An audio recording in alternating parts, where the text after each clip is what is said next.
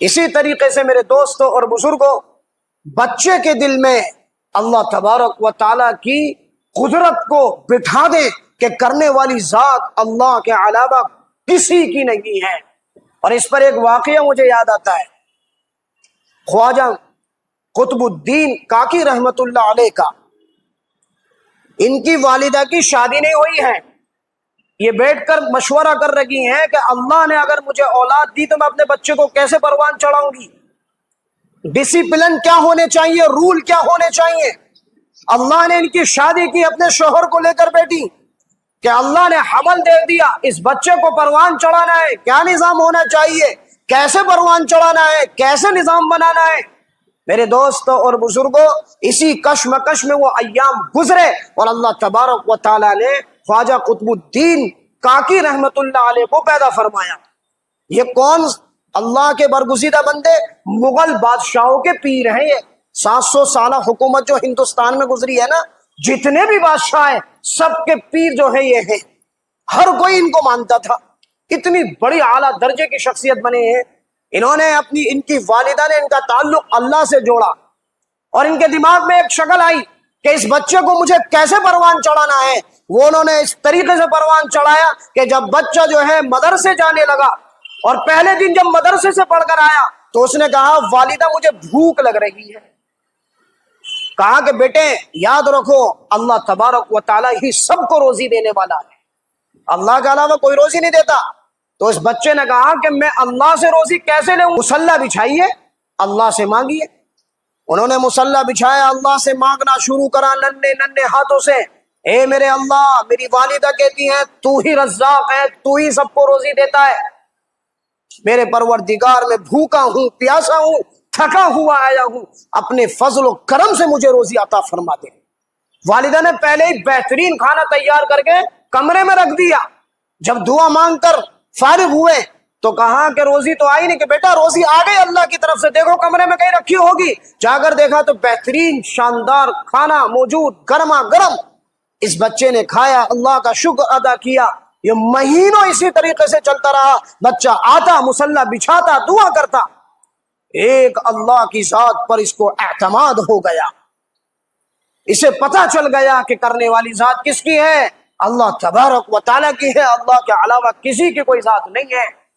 ایک مرتبہ رشتہ داری میں انتقال ہوا، والدہ چلی گئی اور بھول گئی کہ میرے بچے کے آنے کا وقت ہو گیا، نہ کھانا تیار ہو سکا۔ اب جب وہاں پر یاد آیا تو وہاں سے دوڑ لگاتی ہیں اور راستے میں دعائیں کرتی بھی جا رہی ہیں، اے میرے پروردگار، میں نے ساری دنیا سے ہٹا کر اپنے بچے کا تعلق میرے اللہ تیرے ساتھ جوڑا ہے۔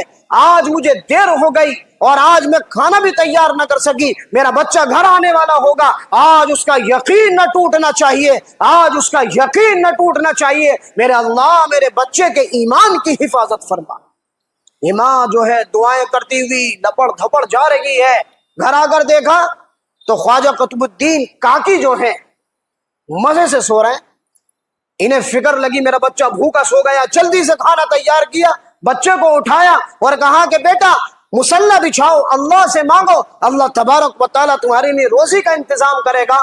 وہ کہنے لگے مجھے بھوک نہیں ہے، میں نے تو کھانا کھا لیا۔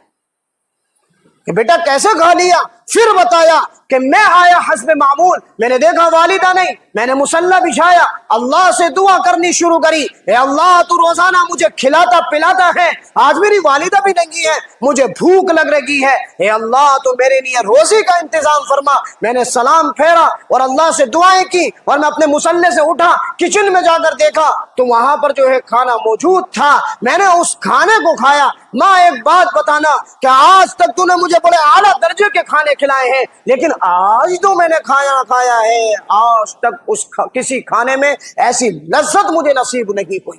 یہ اللہ کی طرف سے انتظام تھا۔ اسی وجہ سے خواجہ قطب الدین کاکی کہا جاتا ہے۔ کاکی کہتے ہیں روٹی کو، ہندی کا لفظ ہے۔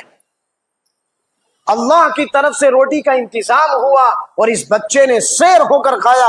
تو میں آپ کو بتا رہا ہوں کہ اپنے بچوں کا تعلق جو ہے اپنے اللہ سے جوڑ دو، اپنے اللہ کی کبریائی بتاؤ، اپنے اللہ کی بڑائی بتاؤ، اور یہ بتاؤ کرنے والی ذات اللہ کی ہے، اللہ کے علاوہ کوئی معبود نہیں، اللہ ہی سے ڈراؤ، اللہ ہی کے جو ہے نغمے سناؤ، اللہ کے نبی کی نعت سناؤ، قرآن کی تلاوت سناؤ۔ جب یہ بچہ 7 سال تک ایسے پروان چڑھے گا، اللہ تبارک و تعالیٰ اس کو ولی بنا دے گا ماں کے گود ہی کے اندر۔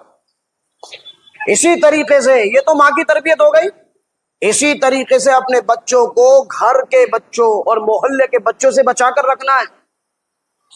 اگر کوئی یہ چاہتا ہے اس کے بچے کی اعلیٰ تربیت ہو تو محلے کے بچوں سے اپنے بچوں کو بچا کر رکھے۔ کب تک بچا کر رکھنا؟ 14 سال کی عمر تک۔ اس کے بعد میچور ہو جائے گا، بگڑے گا نہیں۔ 14 سال کی عمر تک بچا کر رکھے اور اپنے قریب رکھیں۔ ماں جو سکھائے وہ سیکھے، باپ جو سکھائے وہ سیکھے۔ ماحول ایسا دیں اس بچے کو کہ وہ جو ہے اس بچے کو ماحول ایسا ملنا چاہیے کہ اس ماحول میں رنگ جائے، پھر جا کر اللہ تبارک و تعالی کسی بچے کو نیک بناتا ہے۔ اب بتائیے کہ یہاں آج جو مخالفتیں ہو رہی ہیں اولاد کر رہی ہے، آج جو ماں باپ کی نافرمانیاں ہو رہی ہیں، سب سے بڑی غلطی ماں باپ کی ہے کہ ماں باپ نے اس نہج پر پرورش کی نہیں جس نہج پر پرورش کرنی چاہیے تھی۔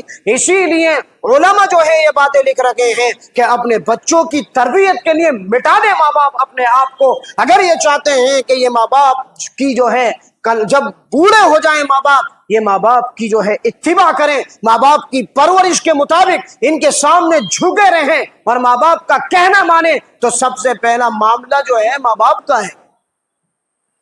تو میرے دوستوں اور بزرگوں، اس نہج پر جب بچوں کی تربیت ہوگی، اللہ تبارک و تعالی ہمارے بچوں کو نیک بنا دے گا۔ تو اللہ تبارک و تعالی، کیونکہ آج جو ہے کیڑے بہت آ رہے ہیں، اس نے بس اتنی ہی بات آپ کے سامنے رکھنی تھی۔ اور اب اس آخر میں نچوڑ یہ نکلا کہ کوئی آدمی یہ چاہتا ہے، کوئی ماں یہ چاہتی ہے کہ اس کا بچہ اعلیٰ بنے، تو سب سے پہلے ماں باپ کو اعلیٰ بننا پڑے گا۔ ماں باپ نیک بنیں گے، اللہ تبارک و تعالیٰ ایٹومیٹک جو ہے ان کے بچوں کے اندر صلاحیتیں پیدا فرما دے گا۔ تو اللہ تبارک و تعالیٰ ہم سبھی کو جو ہے ان باتوں کو سمجھنے کی توفیق عطا فرما دے۔ میری مائیں اور بہنوں سے اخیر میں یہ گزارش کروں گا کہ کم از کم یہ کام شروع کریں، باوضو کھانے پکائیں، اللہ کا ذکر کرتے ہوئے کھانے پکائیں۔ اللہ تبارک و تعالیٰ جو ہے جس نے اپنے بچوں کو، اپنے شوہر کو، اپنے گھر والوں کو ذکر کرنے کے ساتھ کھانا پکا کر کھلا دیا نا، اس نے علماء نے لکھا آدھی تربیت کر دی اس نے اپنے بچوں کی اور اپنے شوہر کی۔ اس لیے کہ جیسا کھاتا نا ایسے ہی اعضاء سے اعمال صادر ہوتے ہیں۔